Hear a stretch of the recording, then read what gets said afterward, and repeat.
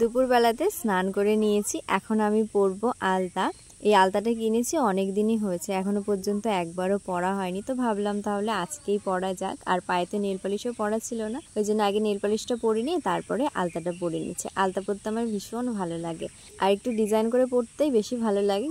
পারি না যদিও, তবু আর কি একটু চেষ্টা করি। আর আমার পায়ের আঙুলগুলো অতটাও ভালো না, মানে বলতে পারো একটু ছোট অ্যাক্সিডেন্ট মতোই হয়ে গেছিল, যার কারণে ডান পায়ের একটা আঙুল অনেকটাই বেঁকে গেছে। ওই জন্য তো এখনো আমার কষ্ট লাগে। চটির মতো যে এই বেল্টগুলো এরকম টাইপের যদি কোনো জুতো পরি, চটি পরি, তো ভীষণ খারাপ লাগে, মানে আঙুলটা ছড়িয়ে থাকে, তো ওই কারণে। আর দুপুরবেলা বলবো না, ওই 3টে বেজে গেছে, তারপরে আমি রান্না করতে এসেছি। সকালবেলাতে রান্না হয়েছে, তো ওইটা তো সকালেও খাওয়া হয়েছে আর দুপুরবেলাতেও হয়েছে। আর এটা হচ্ছে আগের একাদশীর ভিডিও, তো দুপুরবেলাতে সবাই খেয়েছে আর ও বাড়িতে আসবে, তার জন্য তরকারি তো ছিল না, ওই জন্য ভাত তরকারি সব কিছুই রান্না করে ওই যে ও আসার পরে ওকে খেতে দিয়েছি, তার সাথে আমিও এখন খেতে বসেছি।